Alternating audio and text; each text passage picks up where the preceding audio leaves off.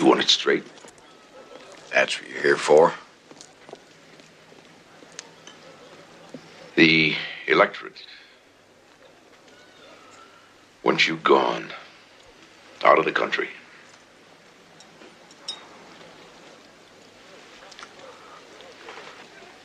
But are they telling me? Are they asking me?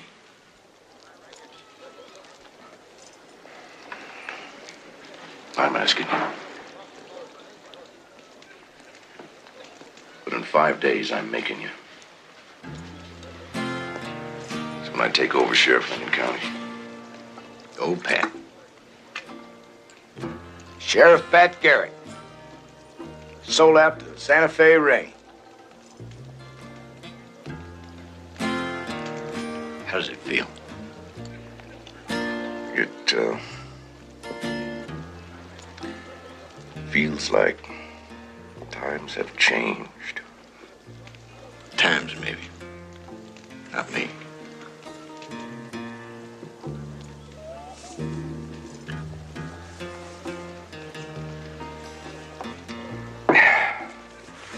Hey, we can stick around. We've got a few days left, ain't we? No, I gotta get back. Adios, Pat. Adios, Bill. Don't press your luck. I'm worried about my luck.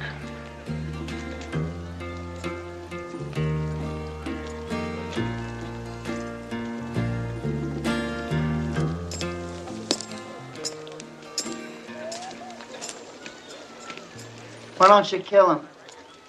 Why?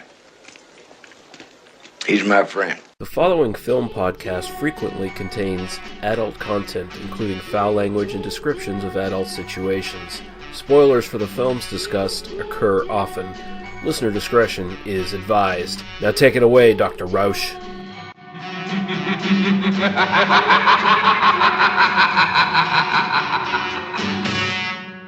They must be destroyed on sight.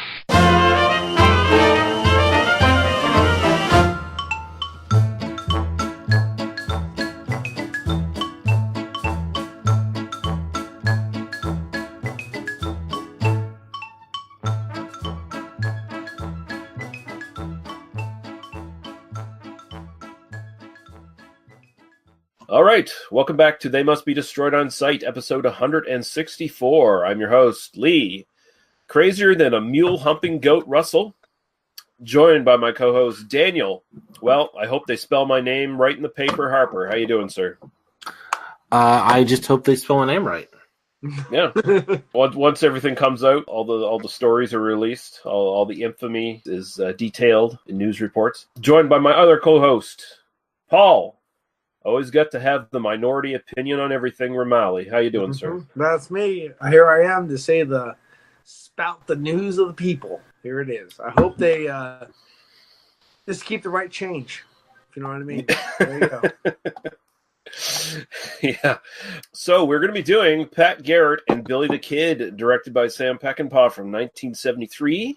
This time out. But before we do that, we do have some house cleaning to do. So I'm going to get into some comments here. First off, from Cameron Sullivan on the Facebook group. This would be a cool film for you guys to cover, by the way. One of the shouting lines by villain Antonio Sabato sounds like the lines in your intro. And the movie is Turig, the Desert Warrior from 1984. I'm probably totally butchering that name, but it's an Enzio G. Castellari film. One of his... Yeah, one of his late period ones after, like Bronx Warriors and stuff like that. Sort of out of his exploitation phase, I guess. Yeah, that sounds interesting, Cameron. I was looking at it, and it looks like maybe something to put on the list. We were talking about throwing on some Italian stuff in the future, so, Yeah. Jeff Williams gives his recommendations of the week this time out. He says, any of the films from the Ranowan cycle, directed by Bud Boticher and starring Randolph Scott. And he lists a bunch of Westerns here, I guess. Ride Lonesome, Comanche Station, The Tall T, 7 Men from Now, Buchanan Rides Alone, Decision at Sundown, and Westbound. He says all 7 of the low-budget Westerns that make up this list are well-written, acted, and directed with superior casts. but Ride Lonesome and Comanche Station achieved true thematic greatness, in my own opinion. Mhm. Cool. I would say, too, to add to that list is God Gave Cain to Abel would be a good one to do on your span. Oh, is that the with this one? Klaus Kinski. Klaus Kinski, yeah, that'd be good. Yeah, if you have nothing to do with those, I would throw that in there too. Yeah. So we already have like a fucking good list for the I'm next sure time. you have like a massive list of No, I was about to say we already have a good list for the next time we go back to westerns. I mean, you probably have a 3 or 4 list by now. The thing is, it turns out that people keep making more movies, and there are just always more movies for us to do. Well, the thing is, and that's me buying more westerns because I'm loving watching what we're watching, so I buy more. So that's good. Keep it coming because they're all good. And coming from our theme of last week, where this show just doesn't feel complete anymore unless we have some YouTube comments, we got one good one and one bad one this time. Oh! So which do we want first, the good or the bad? No, you have to start with the good and you end with the bad. Okay. That's fair. Okay, so Nage37, who has commented several times in the past on our YouTube version of the podcast, says, on our episode on The Mercenary, Ennio Morricone is one of my favorite composers. Only saw this movie recently and I loved it. Excellent podcast as usual, gentlemen. So there you go. Thank you very much. Thank you. Yeah, we appreciate it. And now for the hate comment of the week from Marvin G. Harden. And this was on our episode on Cleopatra Jones and TNT Jackson. Oh, this is going to be great. Can't wait. He starts off by saying, "A-hole. Cleopatra Jones was a money-making movie, and Tamara Dobson was a great actress who won an award. So learn something about movie before you lie. Fuck out of here." Well, one, I think you probably basically agree with that comment, and the other one, his name is Marvin, so go fuck. Well, here's my response. You might want to know what you're talking about before you spout off. If you had actually listened to the episode, and I actually listened back to confirm this, so I wasn't talking on my ass, we say Cleopatra Jones made money and that Dobson was good. The movie where we mentioned bad acting was TNT Jackson with Janine Bell. The second movie we talked about on the podcast. As for bad box office, we didn't mention bad box office for either film. Like I said, we mentioned Cleo made money and that TNT seems like it did as well compared to what its budget must have been. So, yeah, fuck you, Marvin. So again, my comment is they made money and fuck your name is Marvin. Same thing. You win. Good job. Imagine being at a point in your life where you're a YouTube commenter. Like... Yeah. In 2019.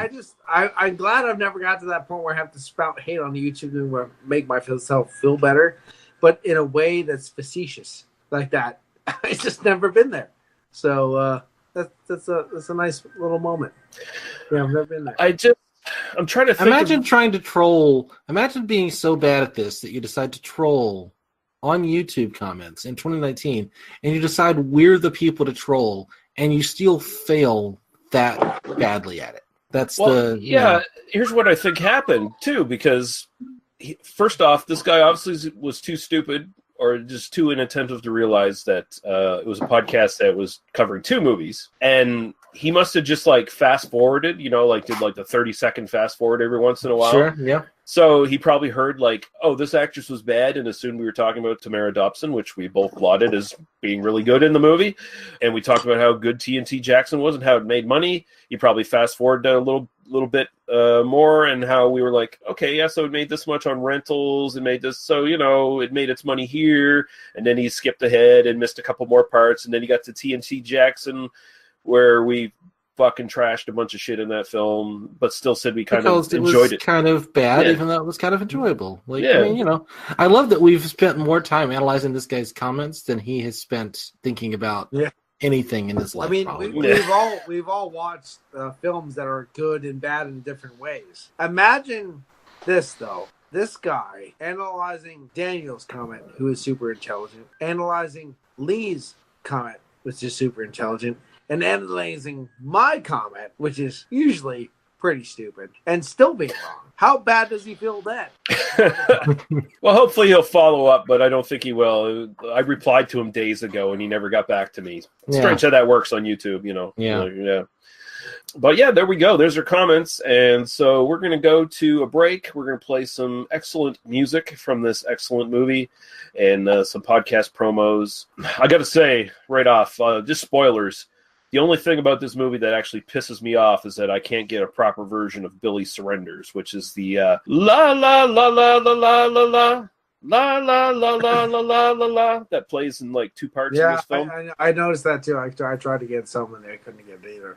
Yeah, so I have to like basically get a little segment from YouTube and shove that in there and then shove some more music in, and that's what we have to work with, I guess.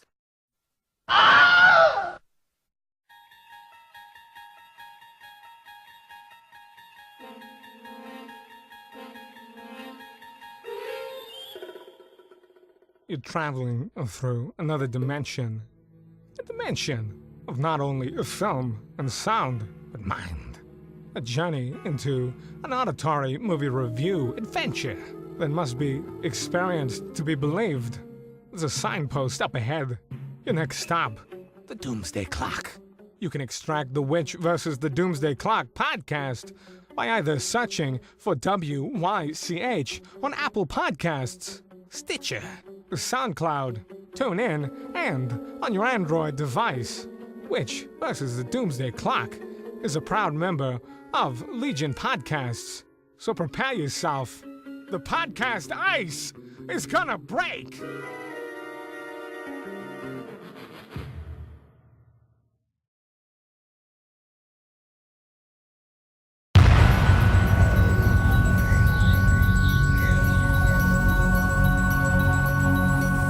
Bad movies.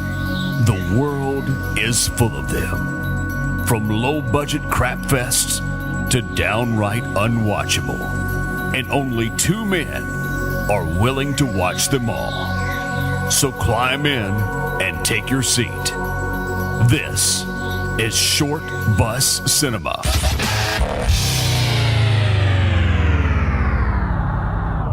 Let's do it. Hey everyone, this is Johnny Krug from Kruger Nation. And this is Rick Morgan from the Helming Power Hour. And we have decided to team up and take you where no one has gone before. We're on a quest to find the world's worst movie, and we're doing it on the bus. Driving through cult classics in every genre to find holy grail of bad movies. So if you're looking for something different and more fun than you can stand, then climb on in. Short Bus Cinema is a proud member of Legion Podcasts. That's right, yo! Short Bus Cinema. We love to watch the movies you hate.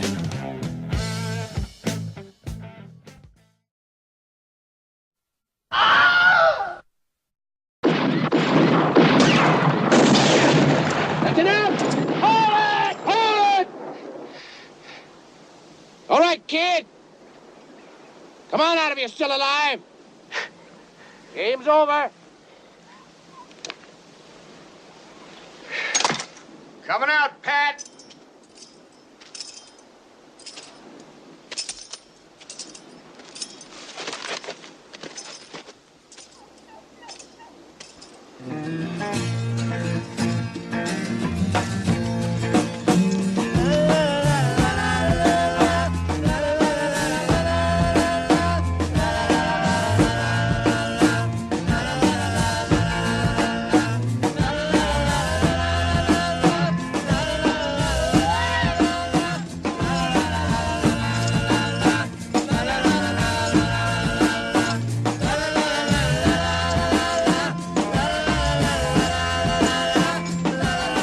Poor company, Pat.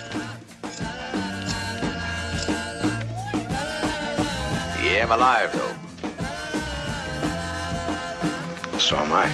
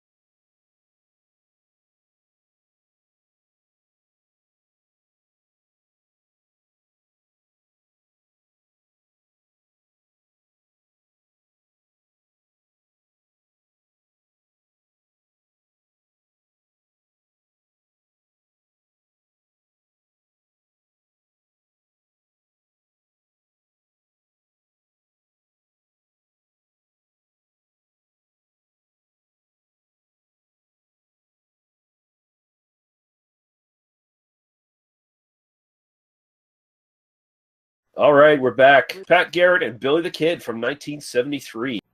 William H. Bonney. He killed 21 men. I don't want to kill you, Bill. No, I sure hope you don't, Billy. And he was just a kid. Billy the Kid. You take this. My luck's running good. Patrick F. Garrett. He was the most dangerous outlaw in the territory. So they made him sheriff. It's pretty fair shooting for an old married man. Just lucky, I guess. Pat Garrett had just one friend. Hey, Billy. Billy the Kid. And just one job. Kill him. Now Sam Peckinpah, the director who unleashed the Wild Bunch, takes a hard new look at two old friends, Pat Garrett and Billy the Kid. They were legends in their own time. Times have changed. Times, maybe. Not me. Get to it. 1, 2, 3, 4, 5, 6. I hope he gets away. Well, he won't. It's going to be a loose rope and a long drop. Well, I aim to bring the kid in. And I'm aiming to please him. He'll track you down, Billy, and get you. You know, this ain't no time of year to go looking for somebody. I don't know where he went. Gotta do better than that, Ruthie. I got to the point where I don't do nothing for nobody unless there's a piece of gold attached to it. Where is he? Fort Sumner! Fort Sumner. Where are we going, anyway? Fort Sumner. James Coburn. Bill! Kris Kristofferson. Come on in, Pat. Jason Robards. Slim Pickens. Catty Gerardo. Jack Elam. That'd be me, Sheriff. Rita Coolidge. Chill Wills. Yeah. And introducing in his first dramatic motion picture performance, Plums. recording star Bob Dylan. They say that Pat Garrett's got your number. Your sleep with one eye open when you wonder if every little sound just might be thunder. Thunder from the barrel of his gun. Bonnie's killed Bill. Bonnie's killed Bill. Yeah, he's killed me, too. Sheriff Pat Garrett. Adios. Pat Garrett and Billy the Kid, legends in their own time. But time was running out. Directed by Sam Peckinpah. Written by Rudy Wolitzer. Starring James Coburn as Sheriff Pat Garrett. Kris Kristofferson as Billy the Kid. R.G. Armstrong as Deputy Sheriff Bob Ollinger. Matt Clark as Deputy Sheriff J.W. Bell. Jason Robards as Governor Lew Wallace, who I believe wrote Ben-Hur, like historically, like he's the guy who wrote Ben-Hur, the story at least. I think I saw that somewhere. Bob Dylan as Alias. Jack Elam, who we remember from Once Upon a Time in the West, is one of the three thugs, the one with the fly on his face, as Alamosa Bill Kermit. Rita Coolidge as Maria, who is the wife of Kris Kristofferson at this, well, maybe not quite at this point, I think still girlfriend, but she's in this, briefly anyway. Emilio Fernandez as Paco. Slim Pickens as Sheriff Colin Baker. Katie Giraldo, one of our podcast girlfriends, as Mrs. Baker. She's written this very briefly. Yes. Yes. Elijah Cook Jr. as Cody. Harry Dean Stanton as Luke. L.Q. Jones as Black Harris. Sam Peckinpah in a brief cameo as Will. And Bruce Dern as a deputy sheriff somewhere. Both are uncredited, and I could not find Bruce Dern anywhere. I did find Sam Peckinpah, but basically anyone who has ever been in a Western ever. It's also like all of Sam Peckinpah's favorite people to work with. It's like, I'm putting y'all in my movie, motherfuckers. That's what I'm doing. If only Warren Oates had been in this. Yeah. If only he had a severed head sitting in the stagecoach. That would. Yeah, Warren Oates is actually kind of the only missing link in this, I think. I think Harry Dean Stanton was the one that surprised me the most. Like, oh, look at that. Yeah, he just popped up. I literally had to Google, like, is that Harry Dean Stanton? Is that no, it's totally him. It was awesome. So we got a synopsis here from Ed Sutton on IMDb. It's 1881 in New Mexico, and the times they are changing. Pat Garrett, Bob Dylan joke there. Well done.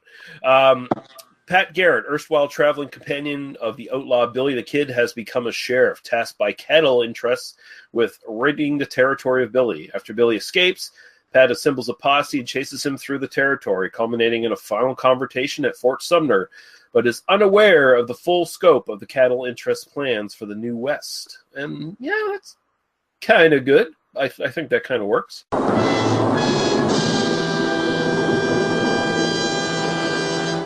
All right, just quick edit. Paul had to leave unexpectedly, so you're not going to hear him from the rest of the podcast. Daniel, what are your sort of general thoughts on this film? Yeah, I really like this one. This is a first-time watch for me. I ended up watching the hour 15-minute version. Mm-hmm. I guess that's the special edition. Yeah. That's basically a combination of the work print kind of preview version that Peckinpah gave to the studios and the sort of, I think, like the TV version more than anything else, because there's there was added stuff for the TV version, and some of that stuff's put back in, and scenes are rearranged around and stuff. So, yeah, I think this one would be interesting to kind of sit down and compare all three versions at some point. I think it's a film that might actually kind of deserve that. Interestingly, I was kind of looking at reviews from 1973 from the original version, or from the theatrical version, and basically everybody thought it was a piece of shit. So, yeah. And this film is definitely not a piece of shit. No. It's quite enjoyable.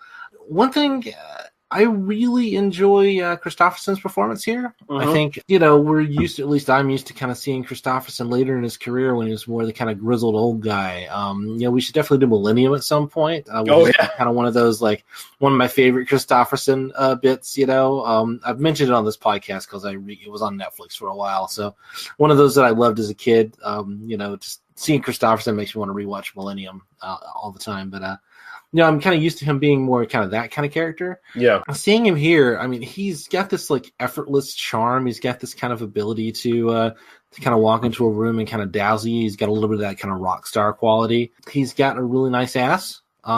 He sticks his dick in a girl after kicking Harry Dean Stanton out of bed.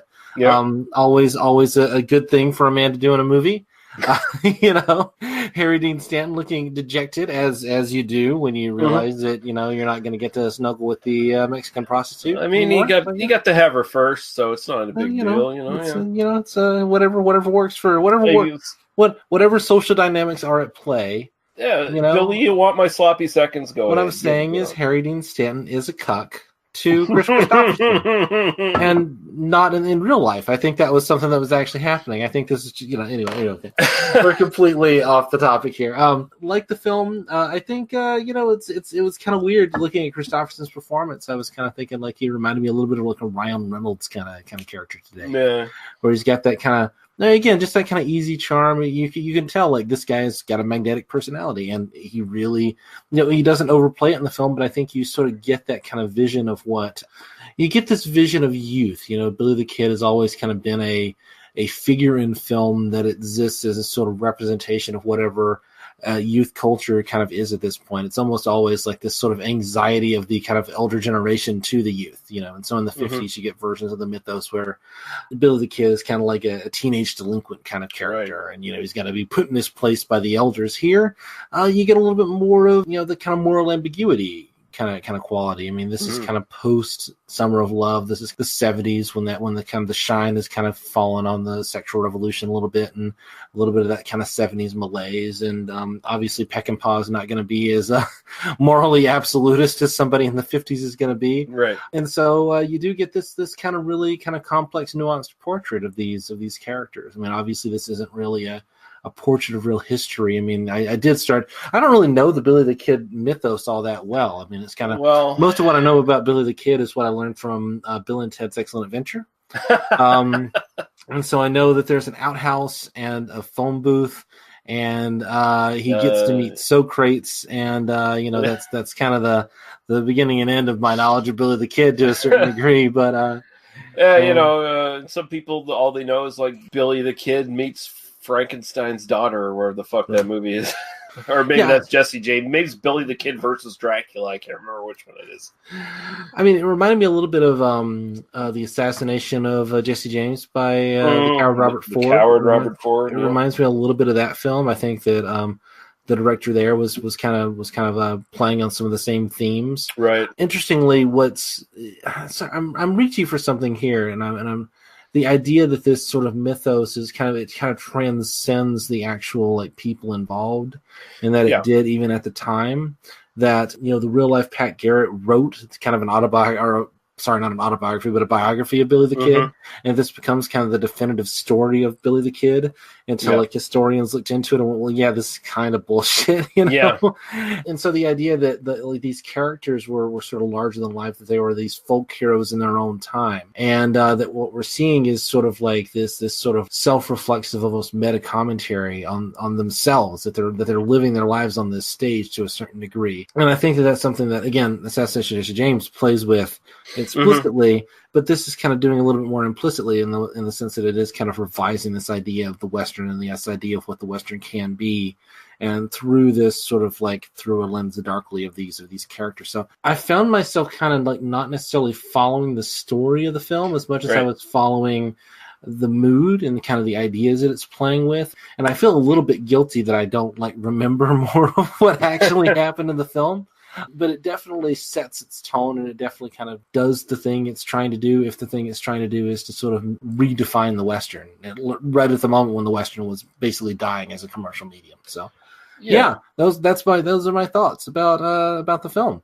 Yeah, deeply metatextual and Kris Kristofferson's ass. Those two things. That's pretty much it. So this is Peckinpah sort of picking up his revisionist Western thing that he kind of was doing, but wasn't really doing because he wasn't doing Westerns for quite a while. Not since the Wild Bunch. Which is only like 4 years earlier, right? I mean, but I mean, he made a lot of movies in a short period of time. Right. I mean, it is just sort of like, I mean, we do kind of think like, it's only 4 years, like, he doesn't make Westerns. He made one like 4 years, like, But, I get it, but it is just sort of like that weird, Lots of filmmakers today, especially like kind of quote unquote serious filmmakers, wouldn't even make a film for 4 years. Exactly. Yeah. No, I mean, Peckinpah was both an auteur and a commercial director at the same time. He was constantly working. Right. Here's the point where he was deep into alcoholism, so the studios were not happy with him. He was not happy with the studios. They fucked with him in this film. He fucked with them.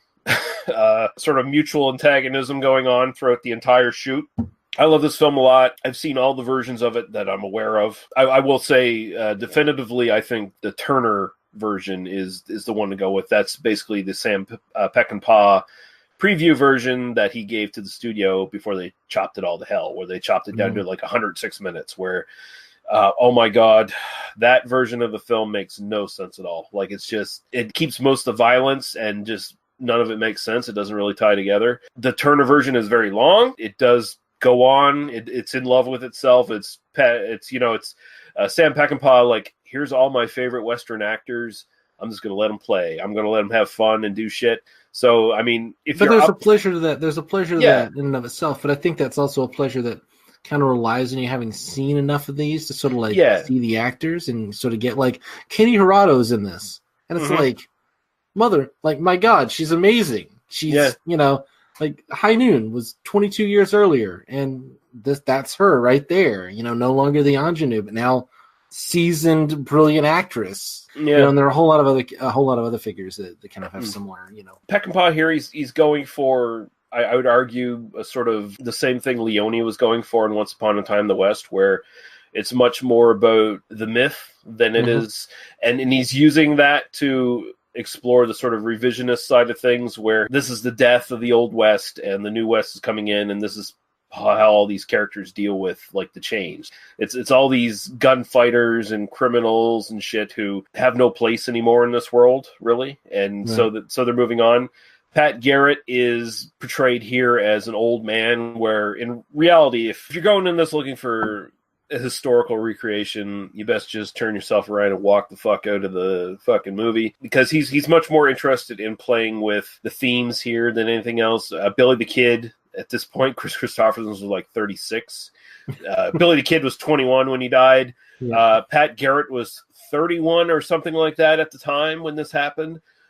So, James Coburn at this point is 46, gray hairs, and he's talking about, I want to live till I'm old and gray. Motherfucker, you're already old and gray in this movie. So, it almost feels like it's an intentional joke from Peckinpah at this point on this. But yeah, he's much more interested in just talking about these people's place in this new world that's coming. And there's the overarching story that's never really super touched upon, is just sort of hinted at, that the cattle barons, the landowners, they basically send Garrett after Billy the Kid because they're all criminals, and they just kind of figure, they'll all kill themselves and sort things out, kind of thing. Right. The character of Poe, they have him overseeing Garrett, kind of like he's sort of shadowing him, make sure Garrett gets the job done, kills Billy the Kid. And, I almost kind of figure like there might have been some point where he's thinking Poe tries to kill Garrett, like he totally rewrite history at some point, like that kind of thing. But no, this is really good. I think the Turner version is the best version, just because I've seen all the other ones and I'm so in love with this movie that I just like seeing all the actors and all the stuff.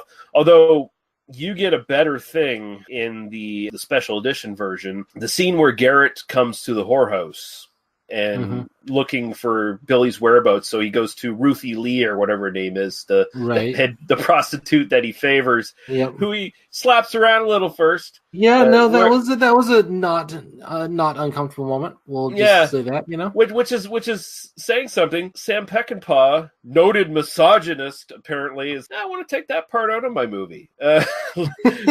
So that's not in the preview version at all. That it immediately cuts to Garrett going up to his room, and then Ruthie Lee's already there with her top coming off, and then all the other hookers come in.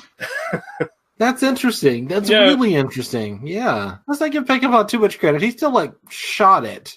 You know, Oh, but I love him for shooting it, though, because that Latina woman in the bathtub, it's like, okay. No. No, I mean, there's a great. I mean, it's an interesting. It's so complicated when you talk about this stuff, because brutalization of women is just such part of this genre. It's just part of what is going on in cinema at this point. And rape. It's what's for dinner. Come on. I mean, how often do we just kind of run across that in these films? And I mean, this isn't that brutal. It's basically he slaps her around, and she even makes him hit me again, I owe him that much. And it's she does get that moment of character or whatever, and there is sort of, but then it just kind of turns into, big snuggle session, 4 prostitutes. We're all just gonna hang around and, 4 women are gonna wash Pat Garrett's dick and balls. Yeah, it was very much the royal penis is clean kind of moment, I mean, it does. I mean, you've compared this to Once Upon a Time in the West a couple of times, and I mean, there's that. I would compare that to that truly astonishing sequence in Once Upon a Time in the West where Claudia Cardinal is lying in bed with Henry Fonda, and it's kind of shot and edited and scored a little bit like a love scene, but it's very much a rape scene, and the film knows it's a rape scene, and yet it's sort of it's designed to sort of demonstrate sort of the strength that she's showing in this moment. And here you get something that's much more kind of timed to be fun, kind of goofy Western action, sexy stuff that's going on in the movie. And yet it's, on the face of it, much less interested in sort of the characterization. And it's much more sort of to use the SJW, problematic. It's much more that, in this film. Another, again, just talking about Once Upon a Time in the West, I feel like I'd push back slightly on sort of the direct comparison there, because I think that in Once Upon a Time in the West, the coming of the railroad, while it means the end of this kind of gunslinger world, is also sort of portrayed as something. It's the ending track of the film is Jill's America. And that's that is seen as sort of the quote unquote civilizing of the West, is seen as something of a progressive move that kind of evil, locomotive interest and banking interest are ultimately funding this, but then it also brings a certain, stability, and that it brings a certain ability of people who are not violent gunslingers to live in this world. Oh, there's no hope in this film. There's really no hope. Sam Peckinpah obviously prefers the more lawless West. Right. He romanticizes it, right? Definitely. I mean, he romanticizes it even while he's critiquing kind of the prior cinematic adaptations of it. And I think it's interesting that the Old West only lasted for about 30 years, basically 1866 to 1900 or so is basically when the Old West was a thing. And then once the sort of the West was settled by the railroads, and once you sort of had some kind of ongoing commerce, all that kind of ended. That lifestyle ended, despite the fact that people even now kind of LARP as cowboys, out there, and we're ranchers and we got our cowboy hats and we got our spurs, and it becomes part of the American mythos, and that kind of lasts up until World War II, in which case then the kind of American GI and kind of the military-industrial complex kind of becomes the American mythos, and then that kind of goes from there. But I mean, sorry again, I'm kind of talking around this film. I'm kind of I think there's a lot going on here. It's playing with some interesting imagery, and it's kind of inspiring some ideas about sort of what the Western means, and I think that it's this really interesting meta commentary on the Western, and a lot of fun in terms of just kind of getting to see all these actors and everything, despite I don't really want to talk about anything that actually happens in the film necessarily. It's weird that it's both I really enjoy it and I really like the performances, I like the actors, I like it's shot well, and all those kinds of things, and yet the actual incidents that happen kind of matter less than sort of the general mood that it's trying to evoke. And I think that really strikes me, at least on kind of a first viewing, is a real strength of the film. Is that I don't care about what happened in the movie. There's very few scenes really kind of stand out as worth talking about to me right now. It's really more about the broad sweep. Sorry, go ahead. It's probably one of the longest movies where nothing really happens. Everyone's kind of in stasis more than anything else. It's very much a movie where a lot of people are sitting around a lot and drinking whiskey. And I do love them drinking that whiskey, man. That's always fun. I always love watching these movies with a little bit of whiskey beside me as well, because it is just kind of he can't drink alone. Come on. I think one of the biggest sort of central things here is basically Garrett he looks at Billy the Kid and basically he's chasing himself, because this is what Garrett was when he was younger. And so he's basically tasked with killing himself, and he betrays himself to kill himself kind of idea. Yeah. Because he takes on this task, and he seems firm in it, but at the same time, it starts to haunt him a little bit. And everywhere he goes, death kind of follows him, right? He runs into all of Billy's old associates, and they were also his old associates, and they all end up dying around him everywhere he goes. Anyone he brings in the posse pretty much dies. I mean, you could remake this film as basically this guy in a drug gang becomes a narc. Yeah, he just gets hired, and then he just goes around chasing down this one famous drug lord or whatever.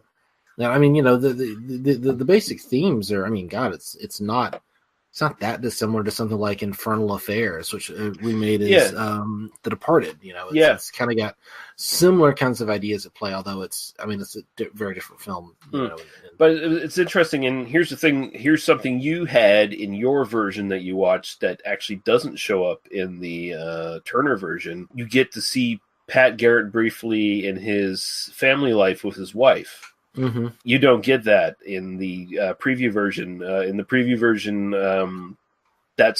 he mentions his wife, but that's basically cut out of the film. And there's an interesting contrast where I feel like the real Garrett, at the point where he's with all the hookers, his soul is already kind of spent. He's just gone. Yeah.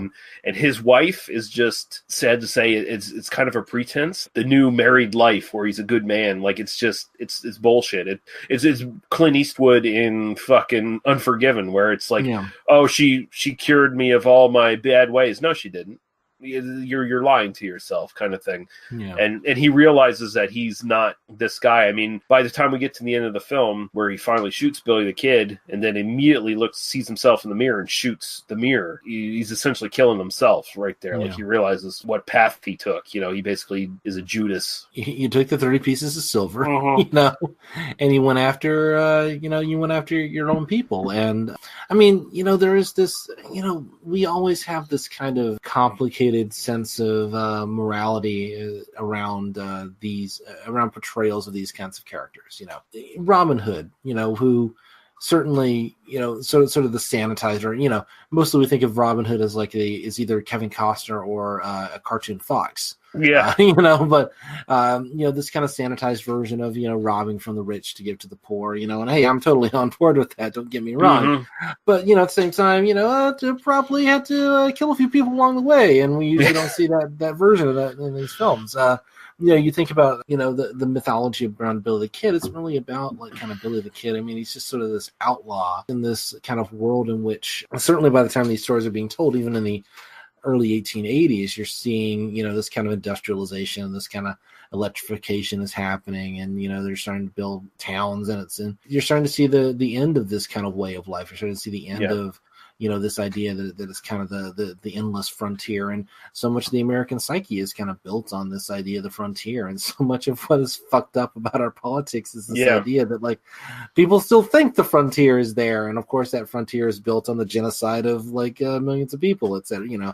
Not to bring the podcast down or anything, but it's certainly, you know, no, it totally is. And you know, so much of our kind of the, you know, even later on, like the kind of gangster pictures and even the action films that, you know, we kind of enjoy, you know, and you know, are kind of about like bad people not obeying the strictures of society and kind of doing things, and you know, we kind of like watching that. And I mean, a lot of the pleasure of like zombie films, you know, something like Zombieland, for instance, you know, kind of exists in this kind of, well, what if you could just run around and like just steal cars and it didn't matter because everybody was dead, you know? It's sort of the joy of the post-apocalyptic films, and a lot of that kind of stuff kind of exists in that same way. And we have this push-pull where we kind of know it's bad, but we kind of want to see it anyway. And I think that when that starts to influence, you know, culture, and when that starts to influence your sort of vision of what the past is, and you know, then it kind of becomes a really deep question of, you know, kind of our own complicity towards these characters. And I think that's, you know, that's something the film is definitely kind of reaching for, because, you know, it knows that like neither Pat Garrett or Billy the Kid are like good people. No, it knows that they're both kind of awful in some very similar ways and in some very different ways, and yet it knows that we want to sit and watch this because it's a Western and we want to watch it, but it doesn't give us a lot of the kind of traditional, kind of cool Western. I mean, there's very little like Western action in this, you know, and what is mostly really brutal and really kind of killing people that we kind of care about. I mean, the death of Slim Pickens, I think, is, you know, I mean, Katie Hirado, just the look on her face, fucking crying her eyes out. I mean, just that performance in that moment kind of sells the like, no, this isn't fun and games, you assholes. You know? Yeah, like no, she knows like from the get go that it's bad, and she's following her husband because she loves him, and she's like, all right, I'll stand beside you, and it still goes bad, and fucking Garrett, he just walks away from it. Like he walks away from all this death every time. Like he brings death to a scenario and just walks away from it. Do you get the sense that he's killing Billy the Kid because he really doesn't like this guy, or it's just like he got paid for it? No, he got paid. Here's the thing: he's struggling with it throughout the entire movie. He doesn't know why he's doing it. I don't think. Like he's kind of questing after the answer to that, and by the end, he just realizes that I just fucking killed myself. That's all I did. Like I basically just went after myself, and there's probably some deeper read there about his own psyche. You think there's like some suicidal ideation kind of going on there? Or? I think he doesn't want to admit to himself that he's a turncoat and a fraud, and he betrayed not only his friends but himself at the same time. Like there's probably a much deeper read to go into there, but like it's just, he looks in that mirror and he's like, Jesus Christ, he shoots that, and I think it's a bit of a like an obvious metaphor, metaphor, but it's also like this is at the end of, depending on, you know, nearly 2 hours worth of film kind of following these guys, and there's a lot of incidents. There's a lot of kind of. It's funny, like how much stuff is in this film. Like Billy the Kid, he rescues this guy who's being tortured. With a whip. And it's like awful, like very bloody sequence, and that's just so. He almost escapes. Like that's what actually brings him back to the territory. It's like his old friend gets whipped and beaten or whatever because of his association with Billy the Kid, and so Billy stays in the territory and comes back to Fort Sumner or whatever, and where you get the final confrontation with Pat Garrett and the posse, and Poe, who is shadowing Garrett, and Garrett doesn't like him because Poe represents like the interests of the cattle barons or whatever and the landowners. It's kind of telling that at the end fucking Poe is too scared to even fucking shoot Billy the Kid. He's got the opportune moment to like kill Billy the Kid, and he's like, he kind of like begs it off. It's like, oh no, we're here for somebody else or whatever, and Billy the Kid walks back in, and then Garrett's there and shoots him. It's kind of telling that Garrett shoots Billy the Kid and there's hardly a wound on him. Like it's just a little, red hole in his chest. Garrett shoots the mirror and it's like cracks like a motherfucker, and his image is distorted and stuff. That obvious metaphor comes out, and Billy the Kid dies with a smile on his face almost. Like he sees Pat and he's like, hey Pat, there's my friend Pat Garrett. Yeah. I mean, it's interesting that like both of these guys, both Pat Garrett and Billy the Kid, fought in this thing, the Lincoln County War, which I just kind of was reading about just again in preparation for this podcast, which you look into it and it's like there were a bunch of these like little brush fire wars that were happening all around the kind of settled United States of where territory was kind of being won and lost. I mean, this is basically just like a bunch of cattle rustlers fighting with, like. Well, yeah, no, like, and I mean, this is just kind of this little civil war happening. This is the aftermath of that. This is the landowners tying up loose ends. Yeah, exactly, And I mean, in that sense, I mean, that is itself this sort of, vicious, sort of brutal, as much as the sort of like the gunslinger way of life is built on this kind of brutish, violent, like life is cheap kind of mentality. Ultimately, it's also kind of built on this sort of at least ideal of freedom. And I think that tension kind of plays through our fascination with the Old West. And again, Peckinpah's, he's romanticizing the gunfighter, the criminal. There's obviously there's some sort of code of honor there that he's kind of espousing. Right. And these landowners, these cattle barons, they are cheating that. They are, superseding that and taking it over, and they have no honor. Like that's the whole thing. Like basically Pat Garrett is a samurai who's, gone against his master or whatever, kind of idea, Definitely. So, I mean, this is sort of one of the kind of groups of people that we tend to kind of think of civilized like empires in terms of our vision of history, and kind of civilizations and city states, etc. Or we think of and this is problematic language, but the savages often kind of doing like farming or whatever. But what we often miss are the kind of the people kind of in the middle, the pastoralists, who are people who herders who graze cattle on land, and that's exactly who we're talking about. We're talking about this kind of cowboy mythos. We're talking about people who kind of live this lifestyle, and most of the people who lived this were not, they weren't Billy the Kid going out and doing, they were people, just trying to kind of eke out a living. And again, that kind of that has kind of problematic ramifications in the modern day, where ultimately huge amounts of resources get devoted to those handful of ranchers that still live this lifestyle, to allow them to live this lifestyle, and then they don't want to pay their fucking taxes because complicated feelings about that, but this does have, again, it does have political ramifications coming down to this day. There is this sort of, it's an attractive lifestyle. It's an attractive kind of thing to be, and it's not just the sort of exciting gunslinger fighting. Oh, I mean, I bet kind of stuff, I bet a lot of libertarians just love the fuck out of this film. I'm sure. Yeah. Oh, well, if you could get them to sit down and think about it for 10 minutes. Well, yeah, that's the difficult part, isn't it? Yeah. So Bob Dylan was brought on for the score of this. Peckinpah did not know who the fuck Bob Dylan was. Because of course he didn't. No, because he was too drunk. Basically is what drunk. It is. But So when Dylan started playing songs for him, he's like, "Holy shit, this guy is great. Let's put him in the film." And well, apparently, you got talent, kid, to say to Bob Dylan in 1973. Weird, huh? But apparently, he had a much bigger part. It basically just got cut out of the script over and over again to the point where we have him as Alias in this. So, what do you think of Dylan in this?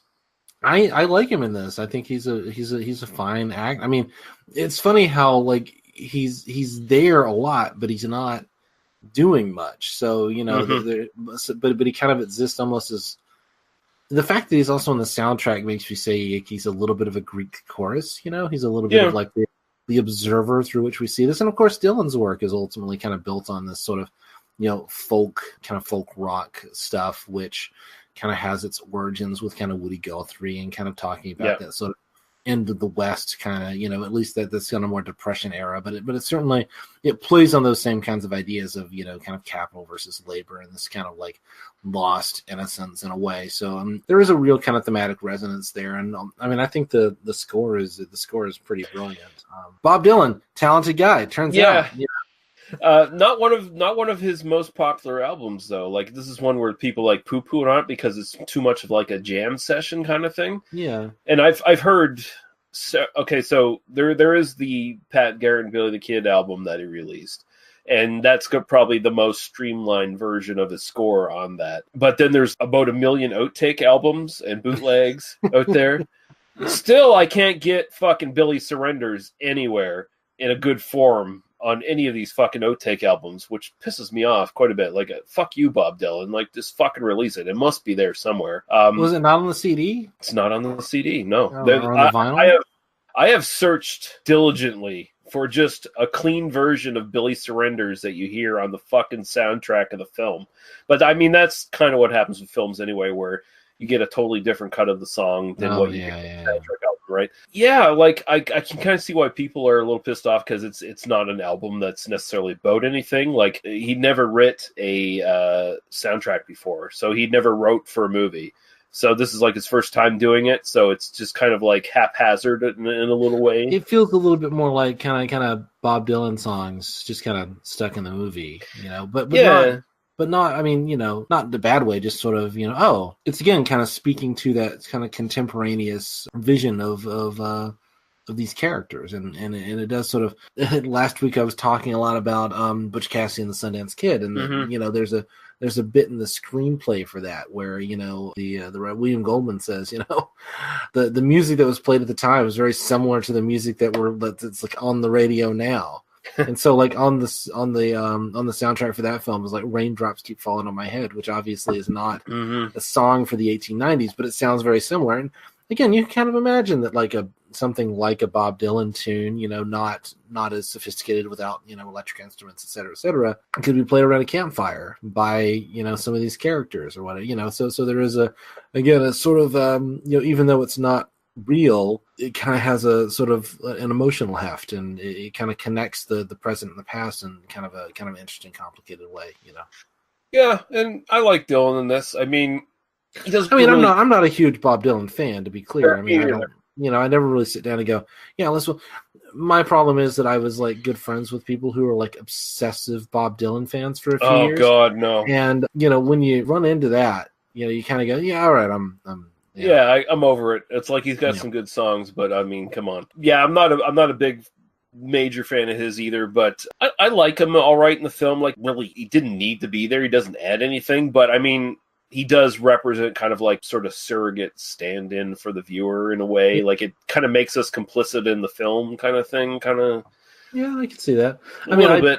I think he's very good at kind of standing there and looking morose. Yeah. That's kind of every once in a while he smiles, or and then what do we call you?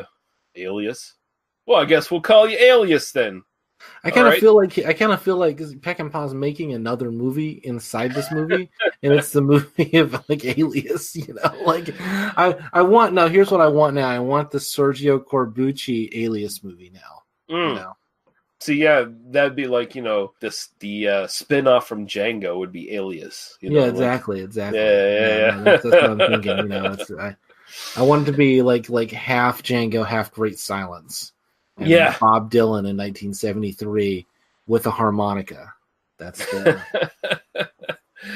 I do like that at the end. There is a bit of a callback to Shane, but it's turning it on its head. You see Pat Garrett sort of go off in the distance. I can't remember actually if this is in the version you have, where he's done killing Billy the Kid, and then he rides off in the distance, and a little kid comes up and follows him, starts running after him. But the kid starts throwing rocks at him instead of trying to call him back, which is I think nice. that's in the cut I saw. Okay. So nice little turn of the screw there, Peckinpah. And also, I really get a kick out of the crazy religious sheriff that Billy kills early on, where he's like, "I got 16 dimes in my shotgun. If you want to fuck with me." And by the way, that's something that would not work. You can't just shoot a bunch of thin dimes out of a shotgun and expect to kill somebody with it. It just kind of wouldn't do it. There's a reason shotgun pellets are the size they are, because they do actually do the damage. I was assuming that 16 dimes was like a reference or a sort of like slang for something. I don't know if it is, but I do know the dime and the shotgun thing is kind of like a Western myth kind of idea. Okay. But also $60. Yeah, well, $1.60 is a fair amount of money in 1881. But I got $35 right here in my. But here's the thing: it's total bullshit. But as far as movie making goes, I think it's one of the all-time great little setups for a bunch of really cool lines. And also it's a setup for one of the greatest fucking pieces of squib work I've ever seen, where he shoots them. You see the dimes come out of the shotgun briefly, because it slows it down. And then you see them tear through the fucking sheriff, and there's this blood everywhere. I mean, you get all these great lines, keep the chains, Bob. And then when a guy comes up and says, I gotta take your horse and, pay for it. You just gotta, you gotta dig the money out of his body to pay for the horse. Come on. That's great stuff. It's so good. It is, yeah. So, yeah, Peckinpah's alcoholism was so advanced in this during the making of this that apparently to start a day, he would start with a large tumbler of neat vodkas to stop his shakes. That's how bad he was at this point. Yeah, sure. By mid-afternoon, he would have moved on to grenadine, to cut it a little bit.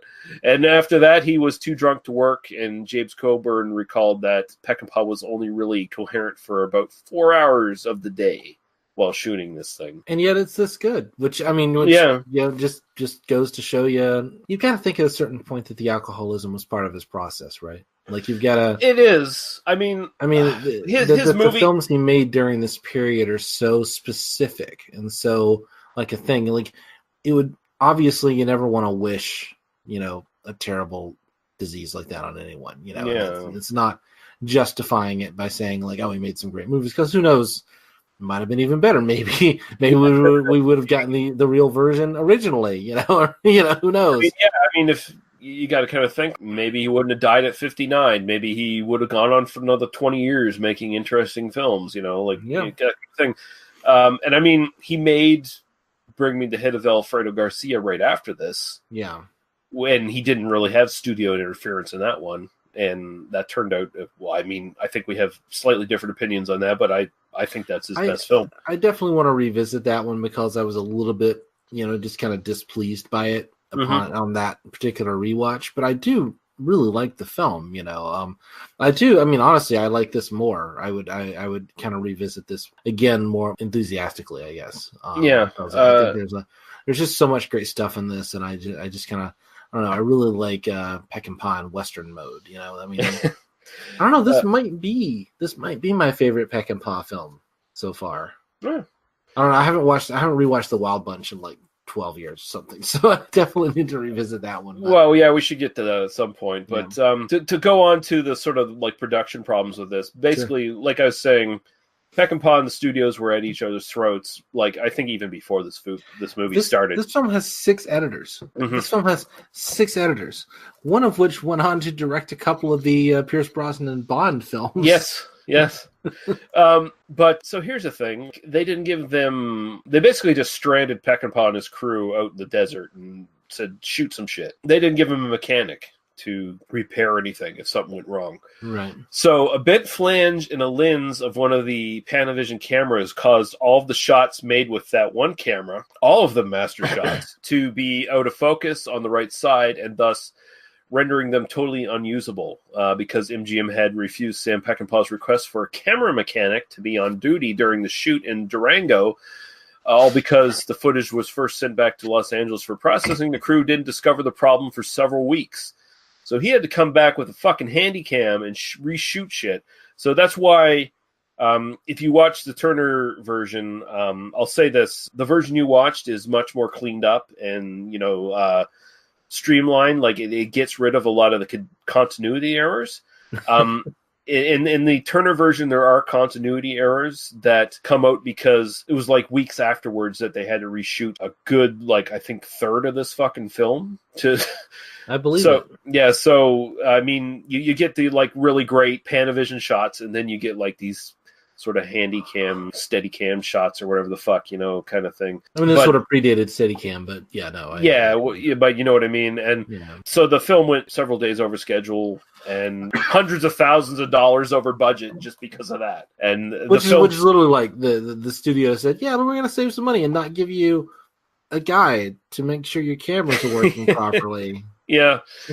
I'll just briefly mention the different versions of this. So we have the 106-minute theatrical version, which is majorly cut down version, just rendered the film kind of incoherent. The video releases restored the 116-minute print known as the Turner preview version, which contained the violence but lost 16 seconds due to like shots of cockfighting and stuff and horses dying. Oh yeah, they're like blowing away chickens at the very beginning of the film. It's like, shooting their heads. Yeah. Let's see if there's that SPCA, that no animals were harmed in the making of this film at the end. I don't think that's a thing. I think they were actually blowing up chickens there. But the Turner preview version is like the 122 minutes, so it's just like, over 2 hours, just 2 minutes over. And the 2,515-minute restored version, known as the special edition, is an editor's idea of what maybe Peckinpah wanted, which I kind of call bullshit on. Like, they even say on the back of the fucking DVD, like, this is the intended version of Peckinpah. It's like, no, it's not. This isn't like Orson Welles with, with Touch of Evil. Yeah, Touch of Evil, where he actually had notes detailing everything, right? Yeah. This is just this is basically an editor kind of going like, Peckinpah was deep in this alcoholism. He didn't really know what was going on half the time. Literally half the time, he didn't know what was going on. This is him saying I could do a better job in Peckinpah is what he's doing. Yeah, and it's like, fuck you, no. I think the 115-minute version is good. Like, I would recommend it for people to watch because it's not vastly different. But I mean, watch that and get into the film, and if you really like it, watch the Turner version and just fucking let it sink in, kind of thing. I'm really surprised that because that's kind of the one thing that I'm surprised that isn't in that version is the prologue and epilogue, where Pat Garrett gets killed, because the fact that stuff is in the conception of the film kind of indicates that this is kind of about this kind of passing of history. It is about this sort of like larger sweep of the Old West kind of idea. I mean, again, connects it right back to the assassination of Jesse James, which I'm now thinking you and I should probably do that film. Yeah, we should probably do it. Budget for this ended up being $4.64 million, and it did go like $1.6 million over budget because of the reshoots. Eventually, it did make $11 million, but at the time, before like real releases on video and stuff like that, it was a commercial failure. So honestly, this kind of marks the sort of downturn in Peckinpah's career for the most part. Like, it was kind of a spiral after this. He did like 5 more films after this, and I don't know if any of them were commercial successes. I can't remember if Bring Me the Head of Alfredo Garcia was or not. I don't remember. But I would totally believe that did not make money. Yeah. DVD info. We're going to get a YouTube commenter like complaining. Yeah. We actively claimed Bring Me the Head of Alfredo Garcia made money. And by the way, Tamara Dobson was a great actress. And yeah, we agree, asshole. Or no, he'll say Katie Giraldo was an excellent actress, and you shouldn't have shit on her. We didn't. You You stupid prick. Yeah, we did nothing of the sort. Go listen to our High Noon episode. It's one of the ones that I'm most happy with, actually. Yes, exactly. Yeah. DVD info for this, part of the Warner Brothers, and this is what I own, the Sam Peckinpah, the Legendary Westerns collection. And this has the 2-disc DVD version, special edition. It was also released on its own in that format and on Blu-ray, which is just a 1-disc thing. It's got like the 2 cuts of the film on just 1 disc because it's Blu-ray. So there you go. So that's the best way to go with this. I bought the DVD this week specifically so I could watch this and not have to worry about finding some bootleg version or whatever. I bought the nice DVD version, not the Blu-ray, just because it was a little bit more expensive, and I thought, it's fine. Yeah, apparently, for what it's worth, the Amazon video version, as far as what Blu-ray.com tells me, is the good version. Like it's not some shitty like cut from some dodgy piece of shit DVD somewhere. It's actually I think it's either the version I watched or it's the a special edition from 2005. So that's interesting. And I'll say, no, it was available to rent for like $3 or $10 to buy. Sorry, I was like, was that available? And I just decided in like SD. So I think, I don't know what version of that was. I will say this: 121 minutes.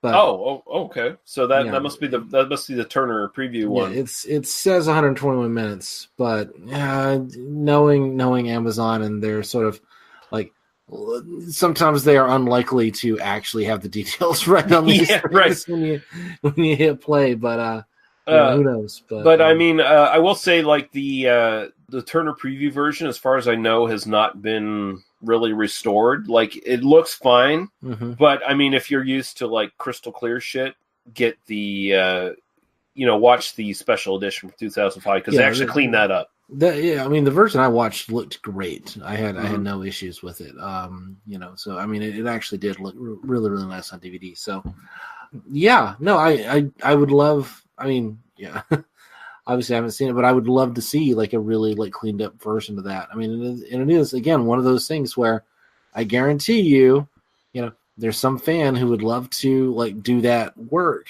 to make a cleaned up version of this film, but there's no kind of commercial need for it, and so it just doesn't exist, and that's the shame of it, but still, it is what it is. So, Daniel, tell people where they can find you on the interwebs. People shouldn't find me on the interwebs. Really? Okay. No, you can find me on the internet. I'm at Daniel Lee Harper on Twitter. If you want to come follow me. I mostly tweet about terrible people and the things that they do and say. And by terrible people, I mean like genocidal racists. I do a podcast about those genocidal racists. It's called I Don't Speak German. It gets many times the audience of this podcast, but this one is way more fun. So you should listen to this one first. But you can find that at idon'tspeakgerman.libsyn.com, and I'm sure there's a link somewhere down in the show notes where you can find that. And or listen to this afterwards as a palate cleanser after you've learned about Nazis and how terrible they are. Have you learned about like terrible, terrible Nazis? After you learned about Nazis that shove methamphetamine up their asshole, then come back and listen to this. This is way more fun. More Nazis that just shove meth into them all the time. Or less meth, depending on which Nazis you're talking about. No, they should overdose on meth, is what I'm saying. That's fair. Yeah. You can find us at tmbdos.podbean.com, where you can find all of our requisite links, YouTube, Facebook, Apple Podcasts, all that good stuff. Join the Facebook group. The best way to figure out what's coming up on the podcast. You might even figure it out before we figure it out. Who knows? Yeah, it happens. It happens. Yeah. If we just take one of Jeff Williams' recommendations, that's the way to go. What are we doing next week? Soldier Blue. Soldier Blue? Have you managed to source it? DVD right here. I'm holding. Oh, shit, motherfucker. All right, Soldier Blue next week then. Yeah, next week. Or episode, whatever comes first. Whatever comes first. Episode a week, Maybe we'll record it tomorrow. That's what we're gonna do. We're gonna do a daily podcast from now forward. We're totally not doing that. Can you imagine trying to do like 2 hours of this shit a week a day? Oh my god. I'd have to be paid for it. That's the only way I could do it. It'd be a full-time job at that point. Yeah. No. So join our Patreon. No, we don't have one of those. I have one. Believe Daniel me, if you pay us enough, we will do this as a full-time job. Pay Daniel thousands of dollars on his Patreon, and then we might consider it. Yeah. Yeah. I would do this full-time if, I would totally do this full-time if people were paying me. Fuck yeah. I'd be like, fuck my job right now. And we could totally do like 3 episodes a week. Oh, yeah. We totally could. If I had nothing else going on. Yep. Mm-hmm. But we're not Mark Maron. We're not Joe Rogan, thankfully. Mark Barron? I said Mark Maron. I didn't say Mark Barron. Okay. Well, I don't know who Mark Barron is. I don't know if podcasts you listen to. What the fuck's going on?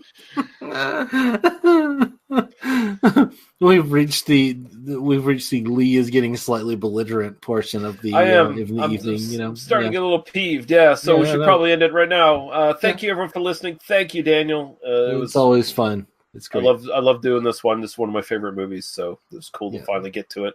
That was great. This is a great conversation. I'm very happy we had this conversation. Yeah. And Paul, we love you. Yes, we do. And we will be back when we're back. Goodbye.